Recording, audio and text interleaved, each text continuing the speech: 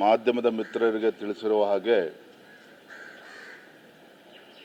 ನಾನು, ನಮ್ಮ ವಿರೋಧ ಪಕ್ಷದ ನಾಯಕರುಗಳು, ನಮ್ಮ ಶಾಸಕ ಮಿತ್ರರು ಒಂದು ತಂಡ ಮದ್ದೂರಿಗೆ ಇವತ್ತು ಭೇಟಿಯನ್ನು ನೀಡ್ತಾ ಇದ್ದೇವೆ.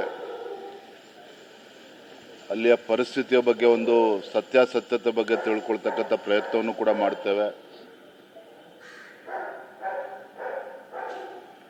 ಅಲ್ಲಿ ನಮ್ಮ ಹಿಂದೂ ಕಾರ್ಯಕರ್ತರಿಗೆ, ಹಿಂದೂ ಸಂಘಟನೆಗಳಿಗೆ ಒಂದು ಧೈರ್ಯ ಹೇಳುವಂಥ ಕೆಲಸವನ್ನು ಕೂಡ ನಾವು ಮಾಡ್ತೇವೆ. ಇದು ಅನಿವಾರ್ಯ ಪರಿಸ್ಥಿತಿಯು ಸೃಷ್ಟಿಯಾಗಿದೆ.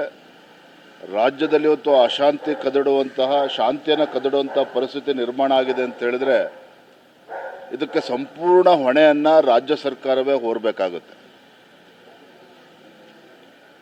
ನೋಡಿ, ಇವತ್ತು ಕಾಂಗ್ರೆಸ್ ಸರ್ಕಾರ ರಾಜ್ಯದಲ್ಲಿ ಬಂದಾಗಿನಿಂದ ಗಣೇಶನ ಹಬ್ಬವನ್ನು ಕೂಡ ಇವತ್ತು ನೆಮ್ಮದಿಯಿಂದ ಇವತ್ತು ಹಿಂದೂಗಳು ಆಚರಣೆ ಮಾಡೋದಕ್ಕೆ ಸಾಧ್ಯ ಇಲ್ಲ ಅಂತ ಹೇಳಿದರೆ ಯಾವ ಪರಿಸ್ಥಿತಿಗೆ ಇವತ್ತು ಕಾಂಗ್ರೆಸ್ ಸರ್ಕಾರ ನಮ್ಮ ಹಿಂದೂಗಳನ್ನು ತಳ್ಳುತ್ತಾ ಇದೆ? ಹಾಗಾದರೆ ಹಬ್ಬ ಹರಿದಿನವನ್ನು ಕೂಡ ನಾವು ನೆಮ್ಮದಿಯಿಂದ ಆಚರಣೆ ಮಾಡೋದಕ್ಕೆ ಆಗ್ತಾ ಇಲ್ಲ ಕರ್ನಾಟಕ ರಾಜ್ಯದಲ್ಲಿ ಅಂತ ಹೇಳಿದರೆ ಇದಕ್ಕೆ ಕಾರಣ ರಾಜ್ಯ ಸರ್ಕಾರದ ಬೇಜವಾಬ್ದಾರಿತನ.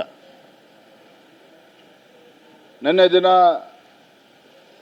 ಭದ್ರಾವತಿ ಶಾಸಕರು ಹೇಳಿಕೆಯನ್ನು ನೀಡಿದ್ದಾರೆ. ನಮ್ಮ ಮುಂದಿನ ಜನ್ಮದಲ್ಲಿ ಮುಸಲ್ಮಾನಾಗಿ ಹುಟ್ಟುತ್ತೇನೆ ಅನ್ನೋ ಮಾತನ್ನು ಹೇಳಿದ್ದಾರೆ. ಅವ್ರು ಮುಂದಿನ ಜನ್ಮದಲ್ಲಿ ಏನಾಗಿ ಹುಟ್ಟಬೇಕು ಅದು ಒಂದು ಕಡೆ ಆದರೆ ತಡೆ ಯಾಕೆ ಮಾಡ್ತಾರೆ? ಈಗಲೇ ಮುಸ್ಲಿಮಿಗೆ ಕನ್ವರ್ಟ್ ಆಗ್ಬೋದಲ್ಲ ಅವರು. ಆದರೆ ಈ ಹೇಳಿಕೆಗಳಿದೆಯಲ್ಲ, ಒಂದು ಕಡೆ ಹಿಂದೂಗಳ ಮೇಲೆ ರಾಜ್ಯ ಸರ್ಕಾರದ ಕುಮ್ಮಕ್ಕಿನಿಂದನೇ ಹಿಂದೂಗಳ ಮೇಲೆ ಹೊತ್ತು ಕಲ್ತೂರುವಂಥದ್ದು, ಹಿಂದೂಗಳ ಮೇಲೆ, ಹಿಂದೂ ಕಾರ್ಯಕರ್ತರ ಮೇಲೆ ಹೊತ್ತು ಅಟ್ಟಹಾಸ ಮೆರೆತಕ್ಕಂಥ ದುಷ್ಟಶಕ್ತಿಗಳು ಇವತ್ತೇನು ಕೆಲಸ ಮಾಡ್ತಾ ಇದೆ, ಇವೆಲ್ಲವಕ್ಕೂ ಸಹ ಒಂದು ಪೂರಕವಾಗಿರ್ತಕ್ಕಂಥ ವಾತಾವರಣ ರಾಜ್ಯ ಸರ್ಕಾರವೇ ಇವತ್ತು ನಿರ್ಮಾಣ ಮಾಡ್ತಾ ಇದೆ.